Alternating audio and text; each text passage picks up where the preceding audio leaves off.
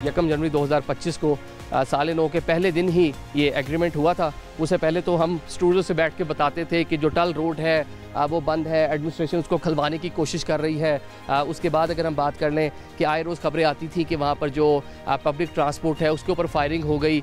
KP के government तक की यहाँ पे कहने की किसी किस्म की अमल दखल नहीं था। मुकामी आबादी यहाँ पर कहने के एक वायलेंस की सूरत हाल थी, आपस में लड़ रहे थे, आपस के मामला थे। अब ये ज़रा मैं इसको ज़रा देखना चाह रहा हूँ कि काफ़ी मजबूत ये मुझे स्ट्रक्चर ये मुझे दिखाई दे रहा है और ये डबल मंजिला बताया जा रहा था कि ये बंकर है।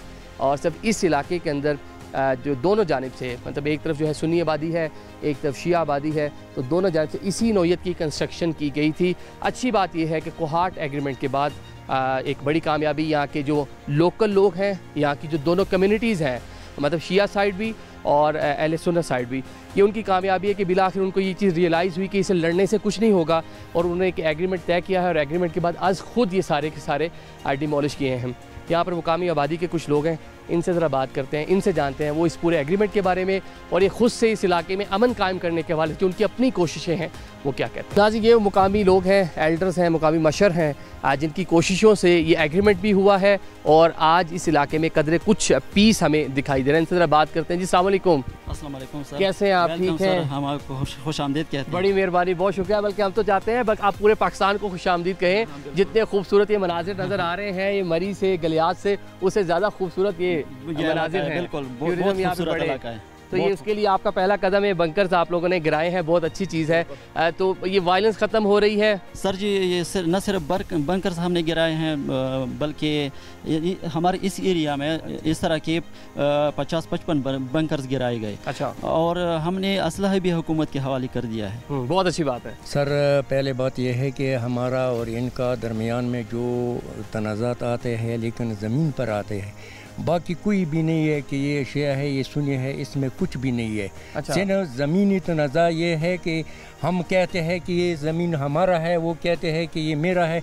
इस पर जड़ हो गई है तो फिर ये शिया मसलक और सुन्नी मसलक तक वो पहुँच गए। मतलब मसला ज़मीन का है लेकिन वो आगे चलकर जो है वो सेक्टेरियन बन जाता है। ठीक है, कुछ भी नहीं है। अच्छा। बाकी तो पाकिस्तानी है, हम भी पाकिस्तानी है, हम पाकिस्तान का रुजिकात है, इसलिए हमारा मुल्क है, ये है हमारा मिट्टी है। सर जी, जो ज़मीनी तनाज़ात हैं इनका रिकॉर्ड भी मौजूद है, एमसिलाजात भी मौजूद हैं, फैसलाजात भी हैं, लेकिन हुकूमत की ज़िम्मेदारी बनती है कि उन फैसलाजात को इम्प्लीमेंट करे। और अब ये हाल ही में जो माहिदा हुआ है, इसकी इम्प्लीमेंटेशन की ज़िम्मेदारी किसकी बनती है? रियासत की बनती है। अगर रियासत मुखलिसी दिखाए तो मसाइल हल हो सकते हैं। खुदा नकाती जो पूरा कह माहिदा जो है वो तो हो गया है, तो उस पर पेशरफ से मुतमईन है आप लोग?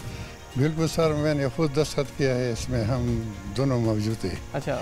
जो फैसला हुआ है हम इस पर मुतमईन हैं। अगर इस पर लोग अमल करें तो ये तनाज़ात बिल्कुल ख़त्म हो जाए। अच्छा।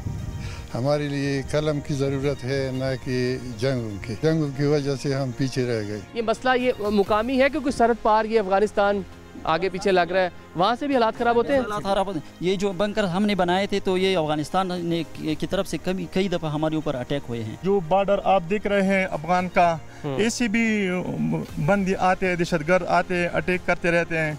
तो सारा अभी आजकल भी आ रहे हैं वहाँ से? अभी नहीं आ रहे हैं। जब अच्छा। लड़ाई शुरू होते हैं तो इस वो फायदा उठा के इधर आते हैं और इस हमारे ऊपर अटैक करते हैं।